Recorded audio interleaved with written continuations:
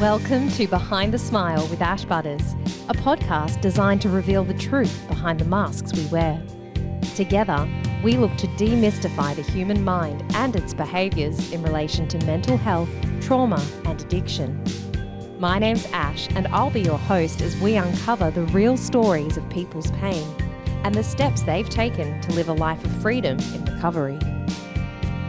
From sobriety to spirituality, join me each week as we uncover the reasons why people seek recovery and how their lives have changed by living one day at a time. Hello everyone and welcome back to another episode of Behind the Smile. Today's guest is Cole Chance. Cole has been a seeker all her life. It's brought her to the depths of addiction, to all corners of the world, to the path of yoga, and most importantly, back home to herself. She's currently based in Australia and works as a recovery educator and trauma-informed yoga teacher. She teaches in many capacities, from international retreats, teacher trainings and festivals, to rehabs and prisons. Her flow, purpose, passion, and most fluent language is in supporting humans who also know the narrow, dark halls of addiction to emerge into a thriving life beyond. Cole believes in utilising curiosity and intellect, both mental and somatic, to peel back our many layers and find more freedom in our lives. Her teachings are woven with yogic and Buddhist philosophy, neuroscience, modern psychology, all on a bedrock of compassionate inquiry. Cole's sobriety date is the 27th of August 2014, which means she's now in her 9th year of recovery. So without any further delay, I'd love to welcome Cole onto the show. Cole, welcome to Behind the Smile. How are you? I'm so good. Happy to be here. So exciting to see you and to have you here. Now, first things first, so that we can paint a little bit of a picture for our listeners. You currently reside in Australia, but that's not where you're calling me from right now, is it? No, I'm actually in Bali right now. One of my mini homes, my heart home for sure. It's such a beautiful spiritual playground, isn't it? Mm-hmm. Yeah, truly. What are you doing over there in Bali at the moment? I taught a retreat last month, and now I'm working, playing, eating, moving here. Yeah, just living. Yeah. Amazing. And do you try to spend like periods of time there each year? Yeah, I used to spend about half of the year, and now 3 to 4 months is the hope. Yeah. Amazing. And then where's home for you in Australia?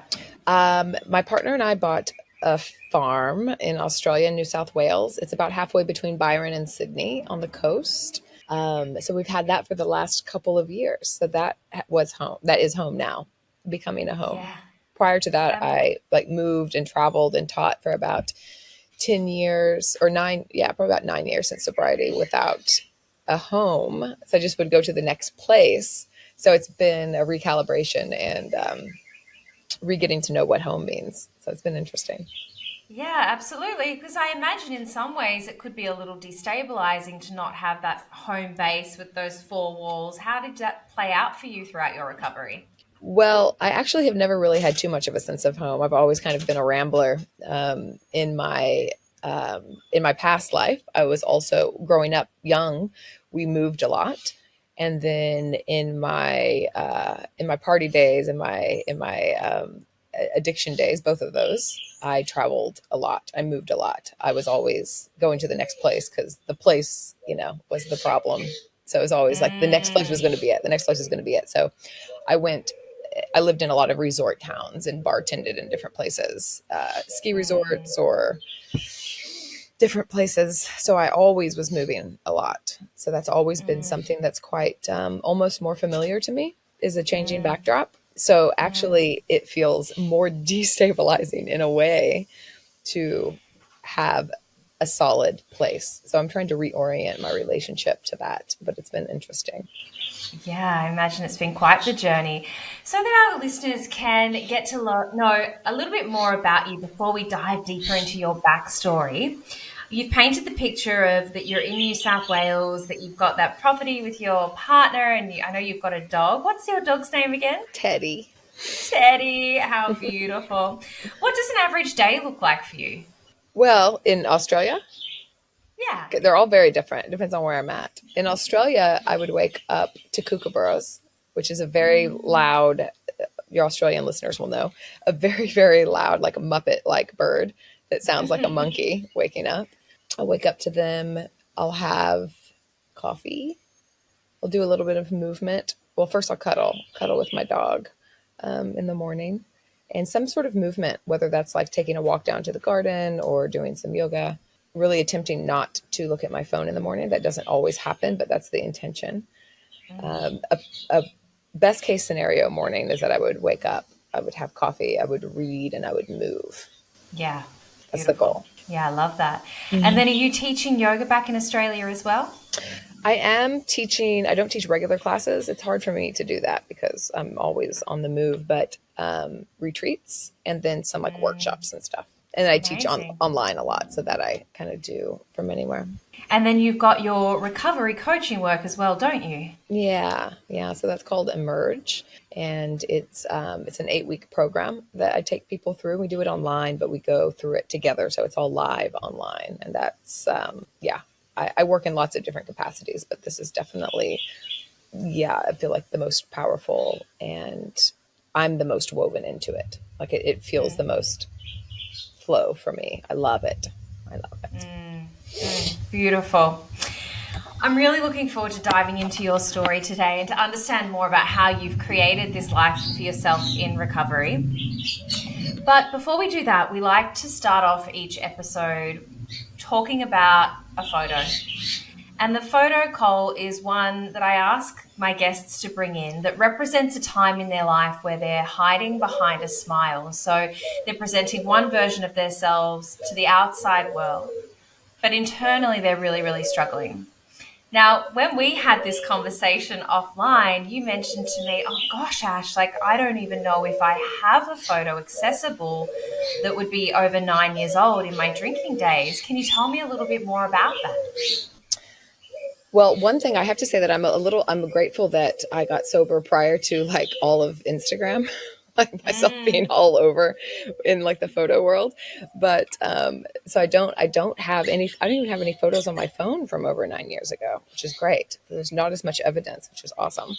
But I definitely, the photo that came to mind though, that I will share is, it's actually an intake photo into like my 7th rehab or something. And I had this tendency to be, I was very colorful, and I had this like idea of myself of like, almost like I had a third eye view of myself as being like in a movie or something. So if something was like sounded like it was going to be a good story, or that would be ridiculous, or that would be wild, like I tended towards these things, like this kind of idea. But I had this version of myself as also like really, really big in my body. Like for instance, I'm not explaining this very well, but for instance, my nostalgia tells me that in my addiction, I had like my party days, I had like my head tilted back with like a flapper, like a flapper hat on, and my pinky out and my back leg thrown up. And I'm like, ha, ha, ha, ha.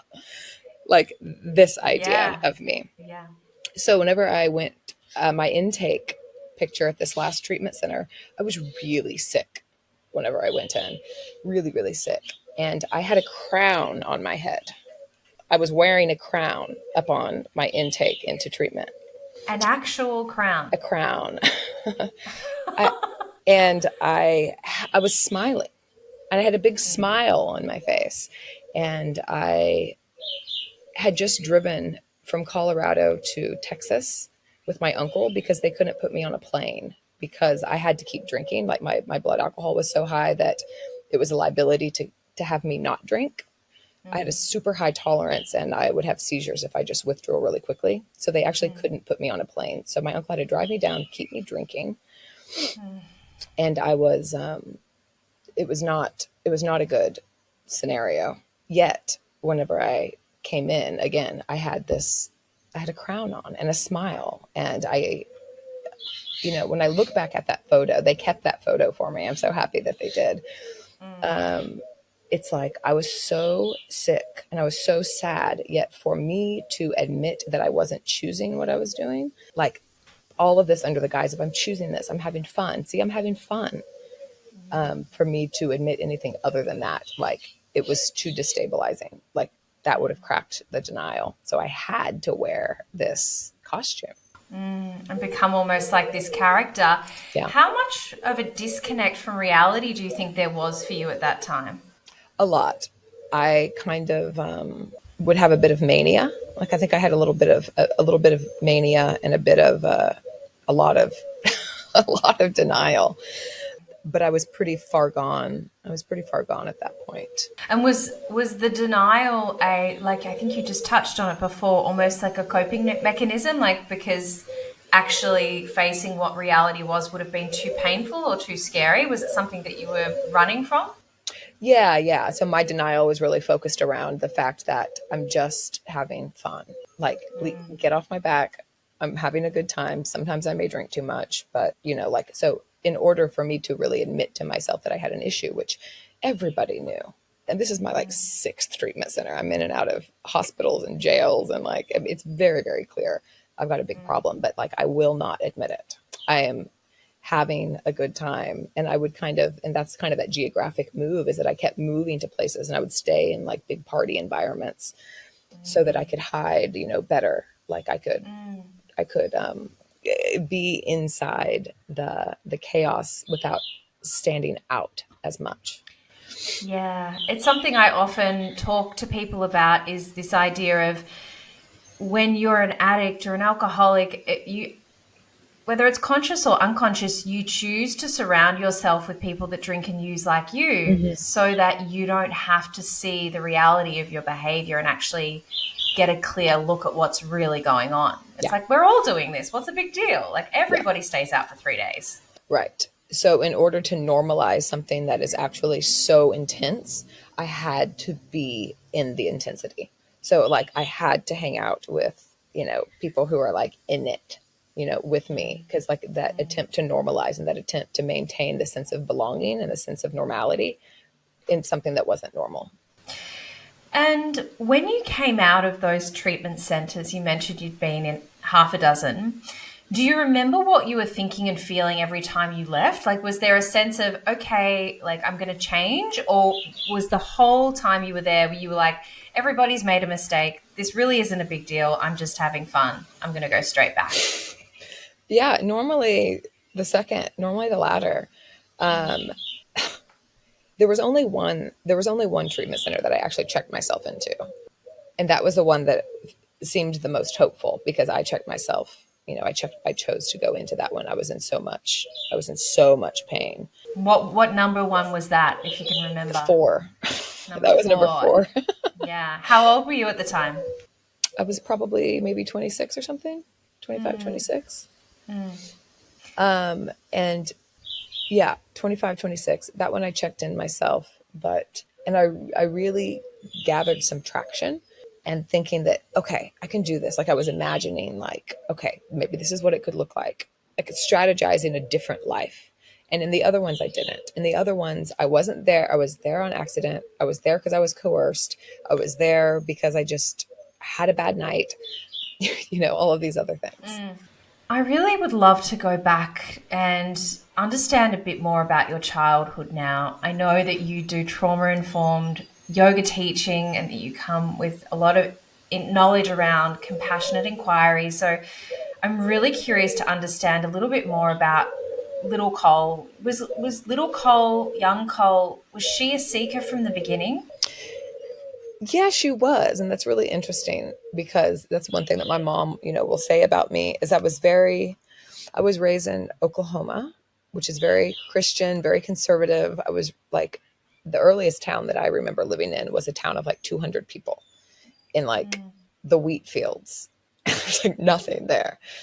And I think that my mom said that I always was very different in terms of like, even down to little things like I would eat. Like most kids don't want to eat their vegetables or something. Or like I always wanted to eat something that my family wasn't eating. Or I'd pick like the oddest flavor of ice cream or the weirdest thing at the store. Like I always wanted something different than what we had.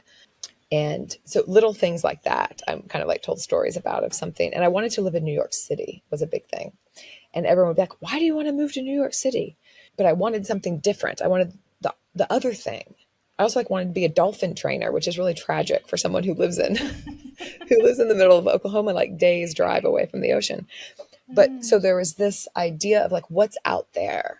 I was fascinated by like globes of like, where are all these places? Like, so I always had that curiosity. Yeah. So that I feel like is something that was in my nature. And do you think that, like, I'd love to understand more about what was going on within your family system and your family environment. And was there any link to that perhaps wanting you to leave or escape or look for something better outside of your family unit? Not more so only in a way that I was probably a bit understimulated. My parents worked a lot. They were more introverted. I was quite extroverted. So I think that maybe there was a bit of understimulation, but I'm not really sure. I think a lot of it was just in my nature. Yeah, but there wasn't anything like that. There wasn't anything bad or challenging happening at home. One thing that I've really identified in terms of like attachment and stuff is that I do think that at some point I metabolized that I needed to process my own emotions. Like I didn't want to bother my parents. They were busy and they were working. So I didn't like go to my parents with like issues or like emotional things or so-and-so said this at school or anything like that, just because like I didn't want to bother them. And I don't know if it's because I thought that like I was a really good kid. So I don't know if it was that, or if it was because I didn't think they had time, or if it was just because I was okay. I was a good kid. Like I was always praised for being smart and good and athletic. So I might wanted to have been, maintaining that facade. So tell me then, when did alcohol first come into the picture for you? So my world really started rocking. Again, I was a confident child. I had lots of friends. My world started rocking whenever I was about 13. And I really think there's just so many hormones coming in at this age. But in 7th grade, I lived in a town where there was like 10 or 12, I don't even remember, a bunch of different elementary schools. And then in 7th grade, all of those schools came into one school, and it was like 1,000 7th graders, which is really not probably a good structure. So anyway, but I remember, I can still see the halls of the school. Like I remember then, it's really important that you're belonging at that age, that you're like learning how to fit in. And I remember like all of a sudden noticing like hierarchy of like, these are the cool kids. These are the not cool kids. These are the this. Like I started to see like factions and notice better than less than. And before that, I didn't really, like, I don't recall that as much. So I think at that age, I started to get self-conscious, and I started to have social anxiety, and I had no idea what that meant. Like I wouldn't have known that's what was happening. I just knew that I didn't feel comfortable. It was something that you were feeling in your body, but perhaps not being able to intellectualize at that point, I suppose. Yeah, I wasn't able to like articulate it. It was just like something was wrong with me in a way. And I like remember really clearly, like I would want to sit with these certain girls at like lunch. And all I wanted to do was like talk to these girls and like be, say something funny or say something connecting. And like every day I like couldn't talk. Like I couldn't say anything, or I'd say something that would be so stupid. And it was so hard. And I just never had that. I never had that experience before. And it was really challenging for me. And then I remember I tried alcohol, and like, the very first day that I drank, I remember I was at my friend's house, and her like older brother had bought us booze. And there was like peppermint schnapps and something else. And I remember laying in her pool, like in an inner tube. And I was like twisting my legs around so you can kind of like go in a circle. And I was looking up at the stars. And I remember this so clearly. And I just said to myself, I'm going to do this forever. I'm going to do this forever. I felt like I had found the golden ticket. Like my life all of a sudden went into Technicolor, and I felt big in my body. Like I had been dealing with this year, not feeling myself. Like I couldn't speak. I wasn't myself. And then all of a sudden I was like, blast off. It's almost like I've heard it described before as like I've arrived. Like it's that moment where you like click into a gear. And it's interesting because people who don't identify as being addicts or alcoholics, they don't get that experience. Like they try alcohol and they go, oh yeah, that was okay. But we sort of almost have this like profound internal shift within our energy when people like you and I drink. And it's really hard to describe, but I think you described it really beautifully. So I want to know, at that time when you were struggling to speak to people and you were going through puberty, those uncomfortable feelings, were there any core beliefs or ideas that you were identifying with at the time? And I suppose what I mean by that, I'll speak from my own personal experience. One of my core beliefs was I'm not good enough. And so I was always finding that I was adapting my true essence to suit those around me. And, from a really young age, I was wearing different masks and I became a people pleaser so that I could make sure that you approved of me and that you loved me, because I deeply didn't think that I was good enough or worthy enough of that love if I were to be my true authentic self. Were there any stories like that playing around for you at that time?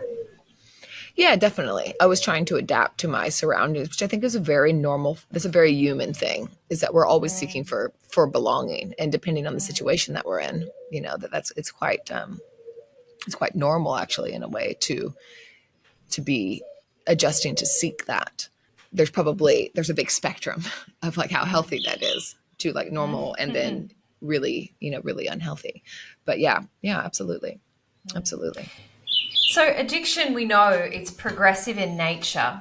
So can you talk me through from that lying in the pool on the tube, staring up at the stars, to Cole, who was in and out of rehabs, jails, and really battling with addiction? Talk me through that journey, if you can. Well, that's a big one. One thing that I will mention that happened that was really big. So whenever I started drinking when I was 13, and then 14, I had I had a boyfriend, a very cool older boyfriend. And the first time we ever had sex, I got pregnant when I was 14. Wow. So that enters this like big trauma, essentially.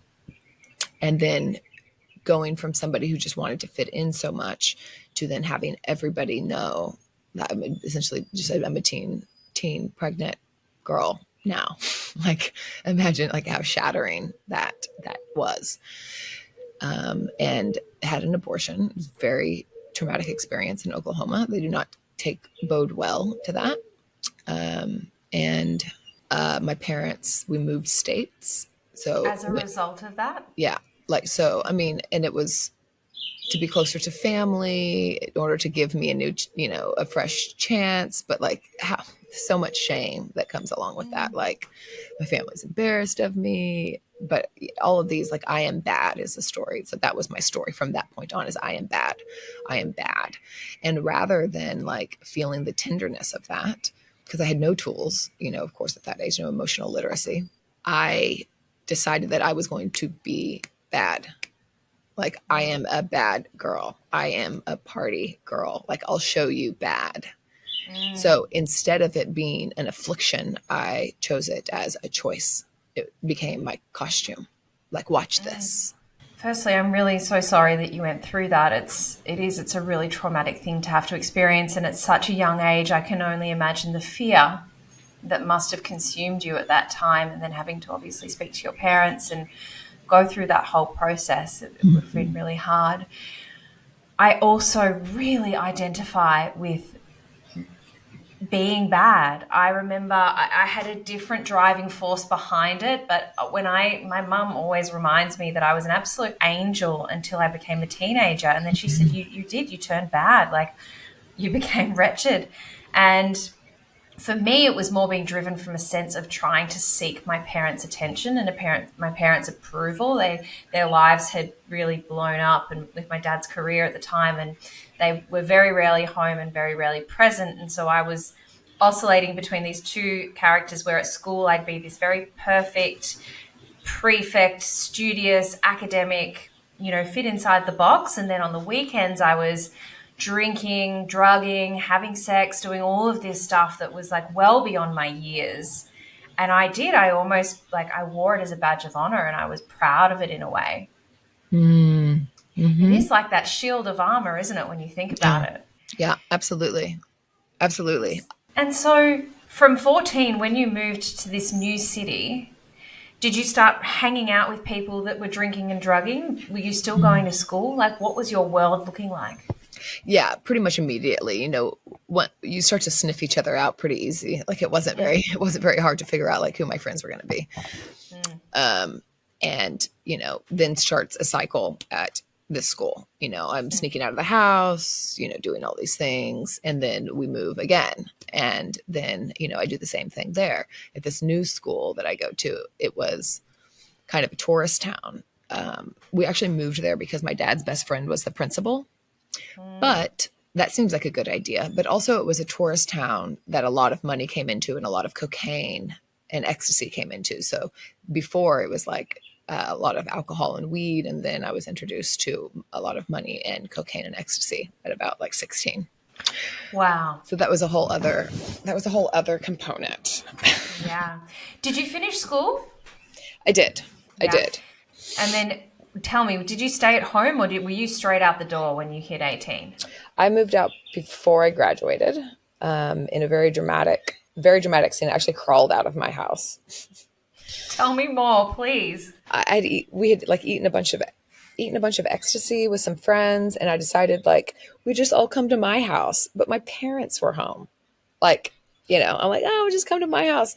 And then of course they're like, what are you doing? Like, who are these people? Like, blah, blah, blah. So I like put my stuff in a bag, like in a plastic trash bag, and like got in a fight with my parents. And I like just couldn't, I just remember like the world was spinning like on whatever drugs I was on. And I kind of had to like crawl out of the house with my bag. My friends were out there waiting for me. Oh my gosh. I've so been there. This is wild. Okay. So you leave before you graduated, but there was a period of time there where you were out in the world existing. Were you consumed by your addiction at this point, or were you sort of able to function to a degree?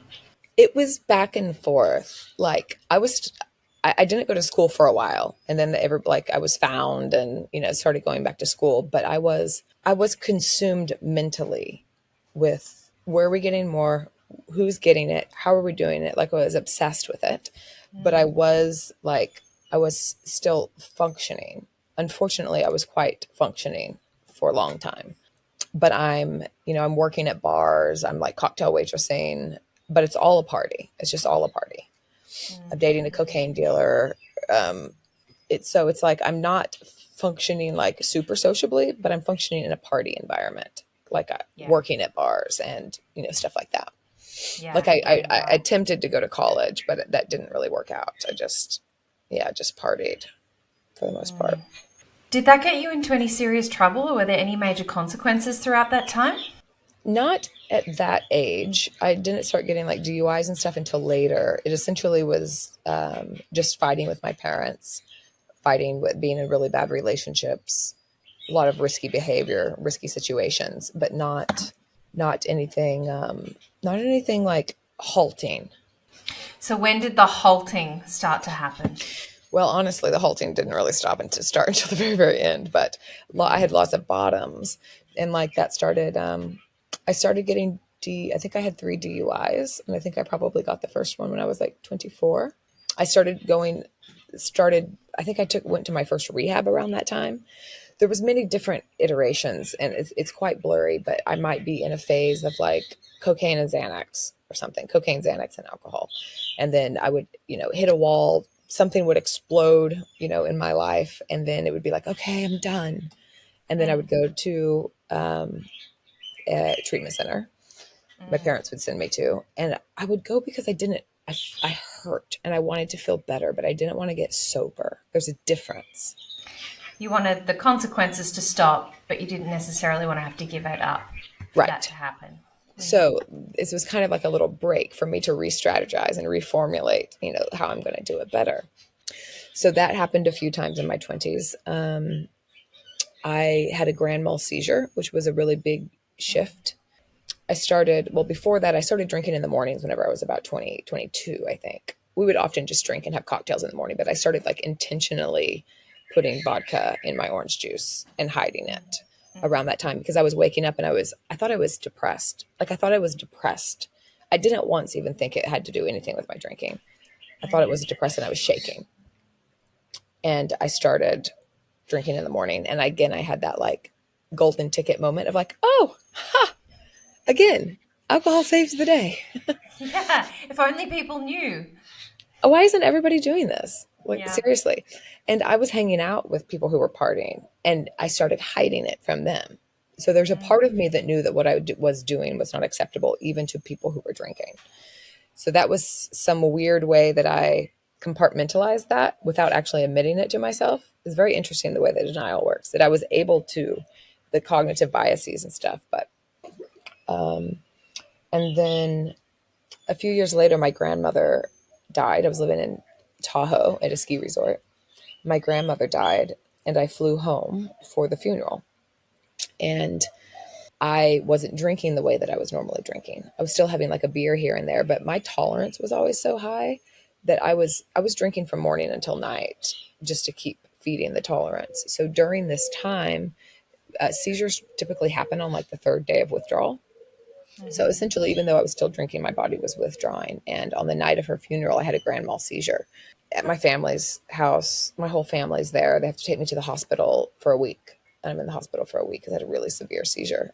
And everybody knows what it's about. And yet I find somewhere on Google that like 0.01% of seizures come from stress. And I'm like, my grandmother just died. Get off my back, and then flew back and kept doing it. And then, of course, all of these little things keep adding on, like the shame, the I am bad. Of course I would do that. Of course, Nikki comes home, causes a scene, And it's just compounding, isn't it? And in our minds, we find this as a way to rationalize and justify the behavior even more. Yeah. Yeah, wow. Can we now move into 2014? It's the year you got sober. What did that 8 months look like in the lead up to the 27th of August, 2014? I was living in Colorado at another ski resort, a different ski resort. And I was, not doing very well. And I can't remember what happened. I was regularly bartending somewhere, regularly like driving my car around. I'd forget where it was. So like the next day we have to go and find the vehicle. There's people flopped all over my house. Like I had like a party house. So there's people always over there. Paraphernalia everywhere. I can't remember what brought me to the edge, but essentially my family had been waiting for me to like wave my flag so they could come and get me. And I did in the end. I don't recall what happened. And so the family comes in, it's triage. They have to like pick people off of my floors, like get me, go and find the vehicle that's somewhere. And then they drive me down to the rehab in Texas. And this is the one that I said that they couldn't get me on a flight because they wouldn't have accepted me. So I drive down and I get to the treatment center. I have the crown on my head because I'm having a good time. I was singing like classic rock songs. My poor uncle who drove me, I was like singing the whole time we were going down and like having conversations about, what do you think about this? And like, imagine I'm like this, it was just bizarre. Like I remember doing it. Like I just recall this trip and like really thinking that I was like being a good conversationalist and like asking these really inquisitive questions and all of these things. It was just the bizarre thing, like really not understanding, like I'm going to treatment because I'm like killing myself. So we get down there and I have a half gallon of vodka in my bag when they check me in. And it falls out of my bag and they take it from me. And I guess I'd been like really nice and like, I'm talking to everyone and they take it. And my aunt says, I turn around and I'm like, and my claws come out and I just all of a sudden refuse. I'm not signing anything. I'm not doing anything until they give it back to me. And essentially the only time in this whole facility's history, they give me my alcohol back and they let me drink it while I sign all my papers. Because they were like, we've got to get this girl in here. And so I finally get in. I wake up, the next day, I don't know where I'm at. I'm shaking so bad. that they actually think they're going to have to like take me out and take me to the hospital because it was a liability, like just how it was a medical detox, but it wasn't a hospital. It was not good. It was not, it was not good. So I was like semi-convulsing while I was there, like body trying to go into seizure, but they were like giving me drugs for it. So it's a really odd predicament to be in when your body's trying to seize, but you also have taken stuff to not let it. Yeah. It's this really weird balance in between to be conscious of. So that was just terrifying. I stay in this treatment. I do not want to be there. I have came up with a zillion reasons why I shouldn't. It was a 3-month treatment. Everyone told me it was a month. It was very expensive.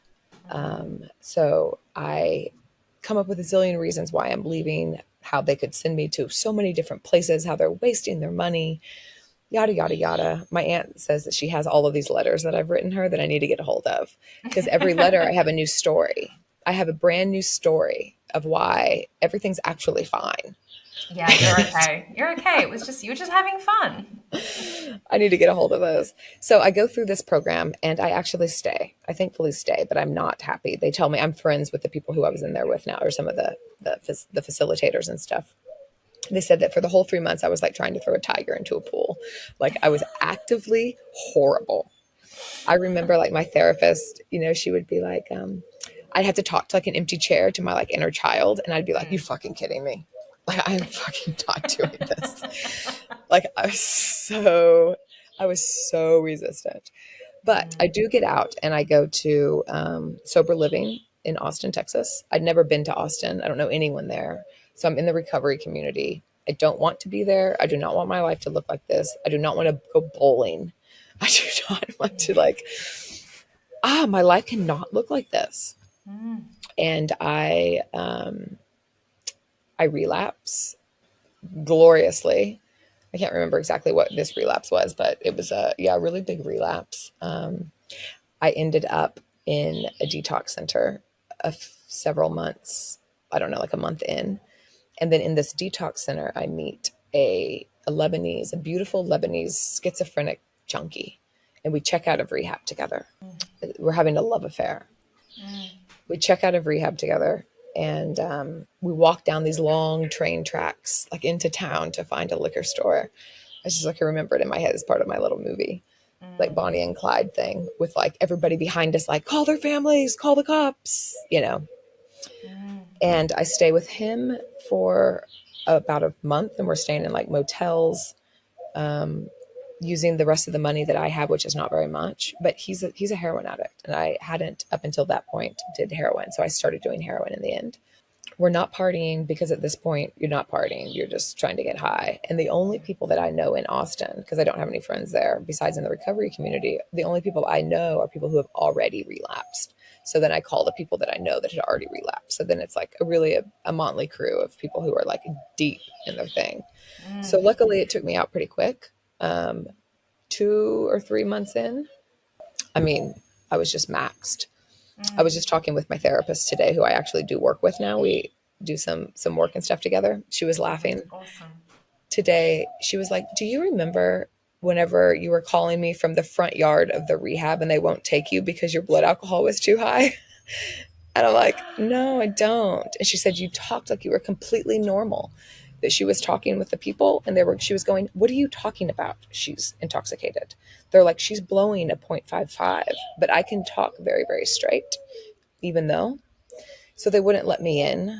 And like, there's all these things that were happening. Like I couldn't get help. They wouldn't take me back at rehab. They won't take me back at the sober living. My family won't talk to me. Like, I don't know what to do. And eventually I overdosed and it scared the shit out of me.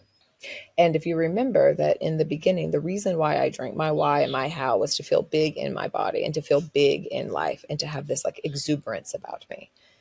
And whenever I overdosed, it's like I really realized that like, oh, I am gonna die. And this was not any part of my intention. There were a few words that came back to me from, it's always interesting how these little like blips of things that you've heard prior come back. And in that last treatment center, somebody had told me, because I had asked really curiously and honestly asked this lady who worked there, I was like, how the fuck did you do it? Like, how did you do it? Like, it was incomprehensible to me to do anything different than what I was doing. Or like, why would I couldn't even try it on.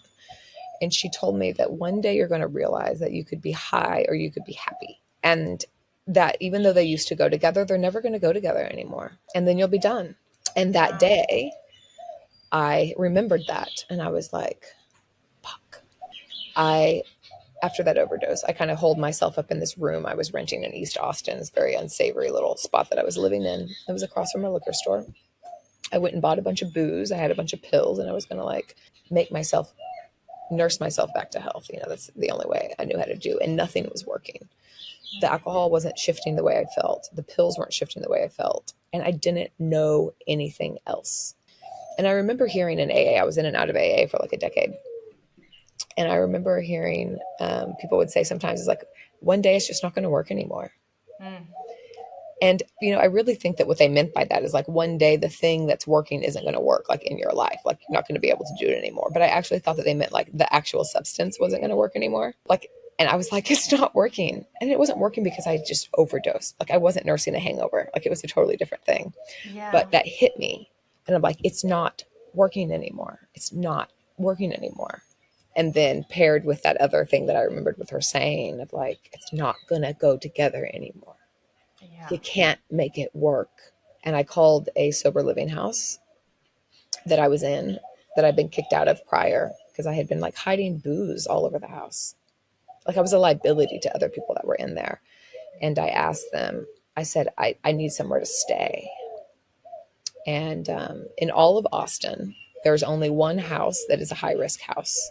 And it was this house. And that means high risk means that they'll take you if you haven't just came out of treatment. Mm-hmm. And then within that house, there was only one bed that was for people who didn't have any money. No one was giving me money anymore. And they shouldn't have given it to me because I had already proved myself like a liability to everyone else. But they did. And the lady said, my friend Linda, who I had connected with, you know, back then, but she said, come on Wednesday. And it was like Sunday. And I was like, fuck. And I think I drank until then probably. But I showed up like a Tuesday night. This is like the bravest thing I've ever done. Like, showed up Tuesday night. And I remember I walked through the door and I said, I'll sleep on your couch. And she said, come in. And that was it. And that's the moment your life changed forever. Yeah. Wow. I want to switch gears for a moment here and start to talk about the Cole that lives and breathes here on this earth, on this day. Just knowing you for such a short amount of time and following you on Instagram and even talking now, like, you exude this energy which is so underpinned by spirituality. There's no other way I can really describe it. And I'd love for you to explain how yoga and spirituality have played a role in your recovery over the last 9 years. Well, yoga really entered on like rehab number 5. It was like the first place that I had like taken a yoga class. And I really remember I connected with it. I really did. And I remember thinking, if I ever get sober, which I'm not, like, both of those thoughts happen at the same time. If I ever get sober, but I'm not, then I'm going to look into this yoga thing.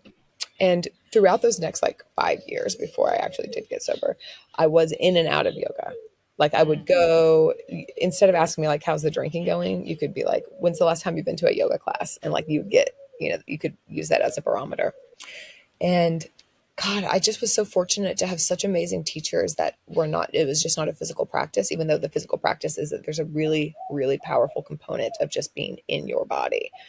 But they were also using the philosophy, and they were also using self-inquiry. And I'd always be like, they'd ask a question and I'd be like, how do they know?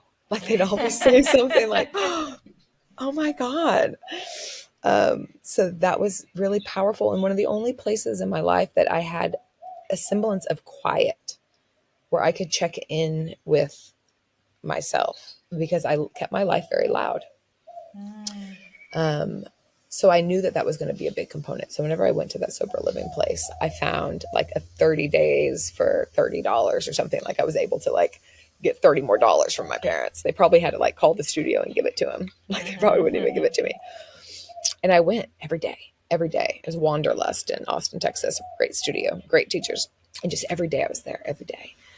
And I ended up taking their teacher training like 6 months later or something.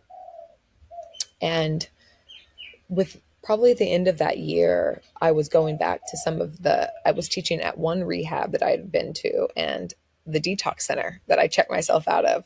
I was going back in there and teaching yoga and just like, wow, fucking love it. I really remember, I'll just share this piece. I remember walking into this treatment center. The only thing I ever wanted to do in treatment was leave. Like I was obsessed with like this escape story. But I walked in and I taught this first class and then I walked out. And I remember when I walked out, I just started bawling at the door. And I'm like, like what a gift of sobriety. It's like, I just walked into rehab and they let me go. Like I didn't have to like jump the fence. Oh my God. Like what? Oh, it was such a big shift, such a big turning point. But like being able to share my story and to speak a language that I knew. Like it's so easy for me to walk into treatment and be like, yo, like I used to stay in that room. Like it's so fluid, so easy for me. And to feel how that really supported other people and to people start to ask me, how did you do it? And like just to see how this really challenging experience could have like nuggets of gold in it, to start to taste that was like, oh my God, wow. It's like that power of experience coupled with giving back, you know, like there's something just so powerful about bringing those two elements together. Yeah, absolutely. And Cole, you talk about underpinning your teachings with compassionate inquiry. Can you explain a little bit more about this? Yeah, so compassionate inquiry is like just getting to know ourselves, asking questions, because especially if you're anything like me, and all humans do it to a different extreme, but like this, our tendency and proclivity towards denial, towards telling ourselves a story and then believing it. I am bad. I am unworthy. That really requires us to get curious and to dig underneath the story and to figure out where it's coming from. And that never is going to happen. We run on patterns. Our brain wants to do the thing it always did. That's just the way that we're wired. So if we don't say, wait, hold on, I'm going to investigate this, we really don't have much of a chance. So in order to stay curious about ourselves, to get honest and to really listen to like what comes up, it's a superpower like that. It can't happen any other way. You can take the drinking away, or you can take the sex away, or you can take the thing away. And that's a totally different thing than recovery. Abstinence is different than recovery. Yeah. But in order to be in recovery, to rediscover the parts of you that you haven't allowed, the parts of you that you have walked away from a long time ago, and to reconcile that into a rediscovery of wholeness, you have to inquire. And this is not the type of inquiry where you're like, what happened here? Or Pema Chodron says, like, we don't go after our walls with a sledgehammer. We come slowly and we're like, interesting. What do we have here? I wonder what, like, I wonder to have some energy of awe into how we've survived this long, and the intellect, like our inner intellect that has helped keep us alive our whole lives, even if it was misguided. And that's where the compassion piece come in. Like, wow. And that to me is recovery. It's so beautiful. What did you think that you discovered about yourself through your own compassionate inquiry journey? Oh, so much. Discovered how much that I want to belong, and how that's really been a driving force in all of my things. And it is for everyone, whether how much we want to admit it or not. We're wired, we are born to connect. So it makes sense that our greatest fear is that we don't. So everything that we do is, either to protect ourselves from pain or to connect with other people. And we live between those two spectrums, to learn that I was hurt that I was in like severe pain and shame. I did not want to see that. I did not want to see that. And to take care of the parts of me that that were underneath all of the masks and underneath all of the costumes that I wore so well, maybe not so well in ways, very well to myself. Like it was apparent to other people, but in order to get underneath those masks, because I think that we identify, we have to put so many things on due to our traumas, our experiences, our pains. Like we paint these coats over ourselves to protect ourselves, and it's natural, it's normal, and it's intelligent. But then we forget that we're wearing them. Like we forget that we've put all of that on there, and then we identify with the costume. And then there's no way to take it off if we don't know we're wearing it. So that is the piece that we're learning, and that I had to learn, of like, what is me and what is not me. And it's a lifelong journey, isn't it? I mean, were there any, having done some of this work myself, I know how incredibly painful it can be, particularly when you don't have a substance to numb the edges. Was there ever a time that you wanted to drink or use, particularly when you've been going through this work, to get yourself out of it again? Or do you know that sobriety is the way forward and that's it for you? Well, I hope. You know, I'll never say never, but stranger things have happened to many, many people. But I would have never believed it. People used to say in AA, like, one day the desire will be gone. And I used to say, not for me. I'll always think about this. I will never not always be obsessed with this. And lo and behold, quite quickly, it dissipated for me. And no, it hasn't came back. Sometimes I'll have little things come up, like, it's not a craving or it's not a desire, but it's like an interesting, I'm like, there's a bottle of wine over there. And like, I could just grab it and drink it and my life would go poof. And it's just sitting there, like, really innocent. Like, why is that not like locked up and guarded by, an army of men? Like, it's just right there. So I have like those thoughts come up sometimes, but never like, I want to go and drink it. Just this curious thought that, like, I can't believe that it's just sitting right there. But the desire is gone. And I went through a lot of really hard things. And I just know that that's not going to help. It's probably the last thing that's going to help. It's absolutely the case, isn't it? Whenever I don't crave alcohol either anymore. And, on the odd occasion, I'll think to myself, oh, like, I just wish I could have a drink or, party with my friends like the old days. But then I very quickly remind myself that it's never going to look the way I think it's going to look. And, it's never just one. So, you just have to like get back to honesty, get back to reality. And then, it quickly shifts. Cole, there's something that I've heard you say, and I'm going to quote you here because I think it's really beautiful and I want to get this right. You said, when it comes to addiction, it's never just the thing.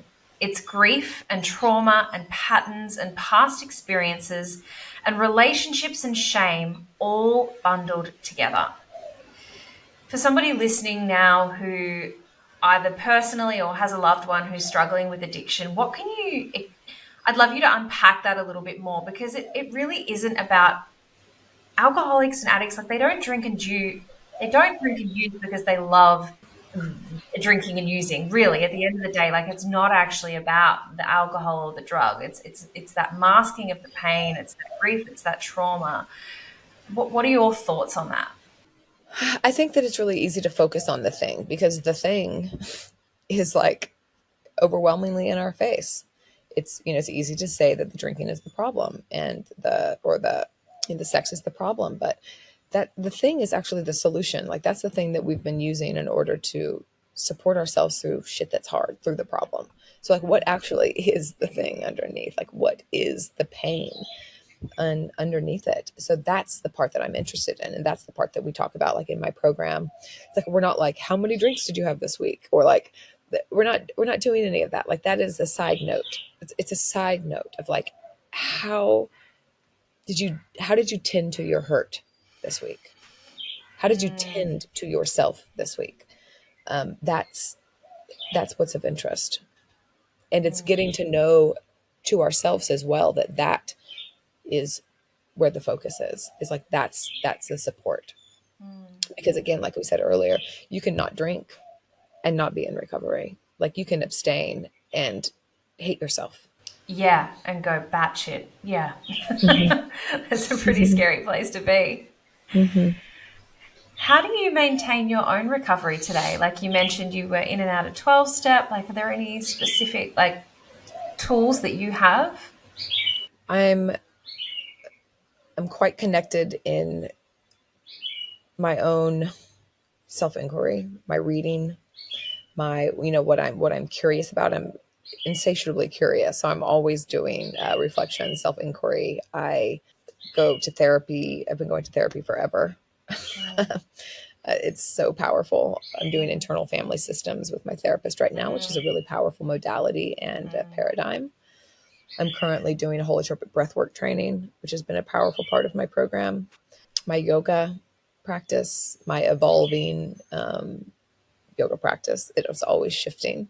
Buddhist philosophy has been a really, really big, and psychology has been a really, really big support for me. That's the model that I prefer to like see the lens of the human experience through. And teaching for me, like, God, do I teach what I need to hear? And I really feel like I'm in it with people when I teach. Like, I'm not, that helps me with a sense of community. It helps me being able to share the experience with other people in my teaching. It's beautiful, and it's almost that act of service, isn't it? Like, I know that when I'm taking people through the work and I'm sharing what I've learned so far along my journey, like, it keeps me grounded and right in the center of it. And I think that for me anyway, that's the safest place to be. Yeah, absolutely. Absolutely. If I wasn't talking about it, if I wasn't sharing about it, I think that that's really important. And, every time we're sharing, it's the shame whittles away. And it's also very easy for me as well to forget. As humans, we just tend to forget. That is something that happens. And I would be lying if I said that sometimes I didn't look back and say, was it really that bad? And I get moments of like, when I'm sharing my story, like on a podcast, I'm like, oh my God. Yeah. Or like earlier when I said my old therapist had mentioned today, like, do you remember when they wouldn't take you to detox because your blood alcohol was too high? I'm like, oh, you're right. It was real. Because there's a part of me that wants to say, it wasn't that bad. You're better now. So that voice still lives there. It's not an active craving, but there is that part of me that's kind of like, really? You're not going to have another glass of wine for the rest of your life. Is that when you then play the tape forward, or what do you do internally when those thoughts do come up? I just have to get honest. Yeah. I'm like, hold on. Yeah, it was worse than that. It's just because I can't remember a lot of it. Very quickly, I could ask a few questions, but I don't need to. I can bring it up in my mind, but it's kind of interesting. I can just now kind of say, I see you, like, to that part of me of like, that's cute. Yeah, exactly. Yeah. Here you are again. Oh, Cole, I have honestly just loved hearing your experience with all of this and your interpretation and how you live life in recovery. Like, it's just such a beautiful lens to look through. There's one final question that I have for you, and that is that I'd really love to know if you were just to choose three non-negotiables that allow you to live life today happy, joyous, and free, what would they be? Movement. Some sort of movement, getting in the body, this somatic connection. It is so shifting because we feel before we think. Self-reflection, which really hits more of the thinky part of me, continuing to ask questions, continuing to stay curious. Curiosity is a superpower. And like an outer exploration, me moving around the world, me changing scenes, me figuring out who I am in Morocco, or what will I be like when I'm in Guatemala, or like having these different parts of myself come out in different places and getting to interact in the world. And it's another big component of this was a dream as a little girl of being able to explore the world. And that keeps me in gratitude and it keeps me in wonder as well. It's so beautiful. It's like you've just touched there on body, mind, and spirit in a way, hitting all three of those marks. I love that. Cole, if people want to find out more about you, about Emerge, and all the wonderful things that you're doing, where should they go? Cole Chance Yoga on all the things. I've been teaching on YouTube for like 8 years, so I probably have like 2,000 videos on YouTube. So if you're looking for yoga practice, head over there. I actually am just releasing this week, but I know that this podcast is coming out later, a 7-day yoga and sobriety series on YouTube. So that will be there by the time you listen to this, and it's great. Cole Chance Yoga, you'll find out about retreats and trainings. This summer in Spain, I'm doing a yoga and holotropic breathwork training. Retreat in Spain, which will be really beautiful. Another retreat in Thailand in November that will be exploring like Buddhist philosophy and yoga and ritual. So there's lots of things going up. I teach teacher trainings as well, and recovery explorations, and always percolating and plotting and planning something beautiful. That's incredible. Well, I'll make sure that I pop all of that information in the episode show notes. As we said before we started recording today, I'm heading to Bali in June, so I'm going to see you there. We're going to catch up and practice some yoga together. I absolutely cannot wait for that. We say here on Behind the Smile that when we recover loudly, no one need suffer in silence. So thank you so much for your time, your story. I am just incredibly grateful. Thank you for being here. Thank you. A big thank you for tuning in today. If you'd like to support the show, you can do so by clicking the subscribe button and leaving a review. Every review helps this podcast become more discoverable, meaning more people can hear these stories of strength and hope. Together, we will continue to remove the stigma around mental health, trauma, and addiction. Remember to reach out to those you care about, and I'll see you next time.